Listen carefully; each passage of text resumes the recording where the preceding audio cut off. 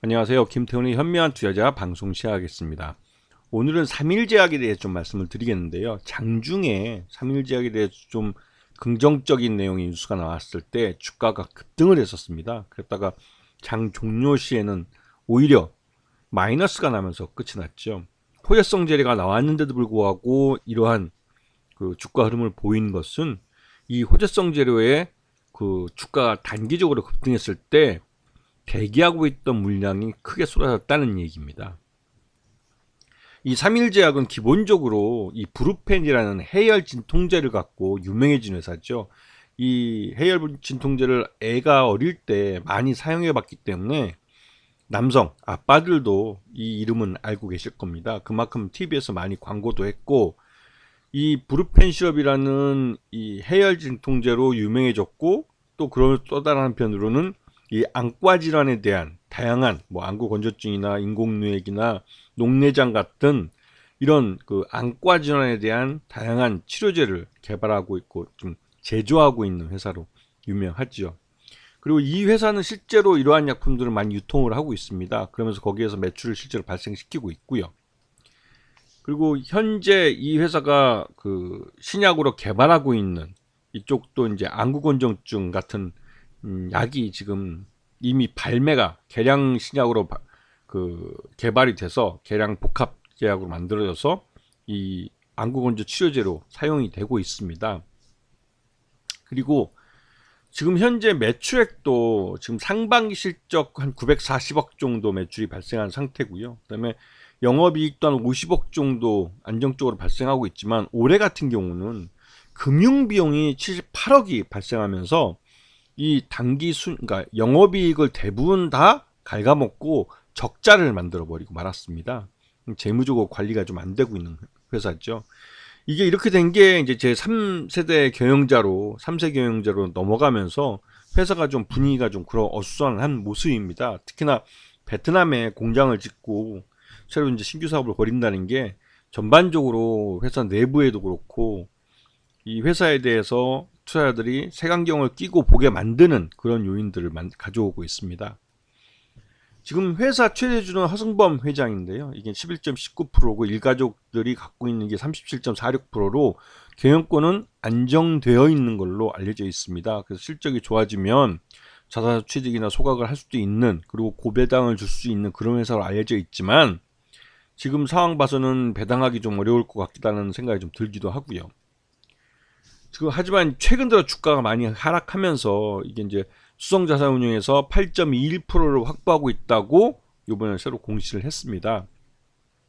그리고 이 전환가액, 이번에 전환사채의 가액을, 그러니까 전환 가격을 바꾸는, 전환을 조정하는 거에서 이번에 7,531원에서 7,079원으로 조정되면서 70만 주로 이 전환 주식이 늘어났고요. 또 한 가지는 그 7,996원에 이제 20회차 전환사채 같은 경우는 7,079원으로 조정되면서 28만 2천 주가 지금 대기 매물로 남아 있습니다.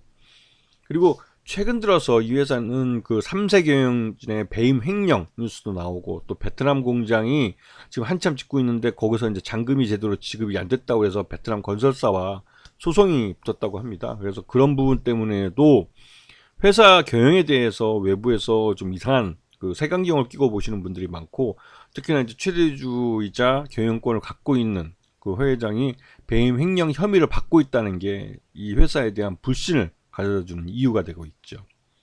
그래서 장중에 지금 그 이 의료보험, 그러니까 국민 의료보험에서 이 인공 눈물에 대한 이 그 이런 뭐랄까 이제 보장을 좀 줄이겠다.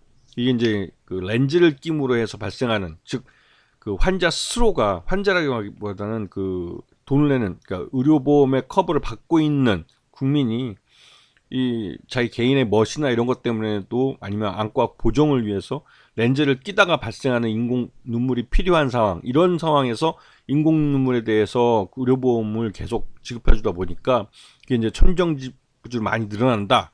불합리하고 다른 그 의료보험을 내시는 분들하고 형평성에 문제가 있다, 이런 논의가 나오면서 오히려 이제 삼일제약 같은 경우는 그런 인공 눈물을 그 대체하면서도 비슷한 효능을 낼 수 있는 다른 제약들을 그 안과 관련된 그런 제약들을 갖고 있습니다. 그래서 그런 부분이 더 각광받을 수 있다. 왜? 의료보험에 적용을 받거든요. 이건 판매율이 높아질 수가 있죠. 의사들도 처방을 할 때 환자에게 비싼 거를 처방해 주면 환자들이 그런 부분에서 좀 꺼리는 그런 부분도 있고, 또 그렇기 때문에 그 환자의 부담을 줄이면서도 의료보험에서 커버를 해줄 수 있는 그런 제약 쪽으로 처방전이 많이 나갈 수밖에 없습니다.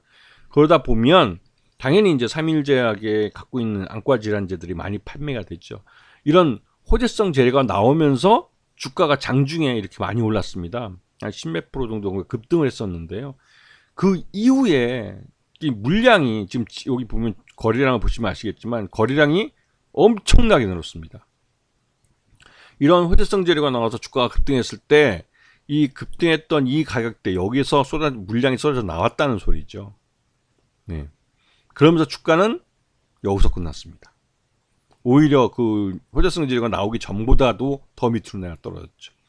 이러한 것은 여러 번 말씀드렸지만 회사에 투자를 할 때 그 투자를 하는 그 회사의 최고 경영진들, 오너일가가 직접 경영하고 있을 경우는 그 오너일가와 일반 투자자들의 간의 이 이해가 서로 맞는지 이런 부분도 확인하셔야 되고, 이 오너일가의 허 회장 같은 경우는 3세 경영자인데 배임 횡령 혐의가 있습니다. 그러다 보니 기관 투자도 그렇고 이런 주식을 갖게 됐을 때 실제로 좀 신뢰할 수 없는 경영진이 경영하고 있기 때문에 빠져나오고 싶죠. 그렇게 되면 호재가 나왔을 때 주가가 급등하면 바로 빠져나올 수 있는 기회로 활용하는 겁니다. 그렇기 때문에 이러한 회사에 대한 기본적 분석을 제대로 하고 투자를 해야 나중에라도 물렸을 때 빠져나올 수 있는 기회를 가질 수 있는 거죠. 그렇기 때문에 기본적 분석이 굉장히 중요한 겁니다. 아시겠죠? 자, 오늘 방송 여기서 마치겠습니다. 감사합니다.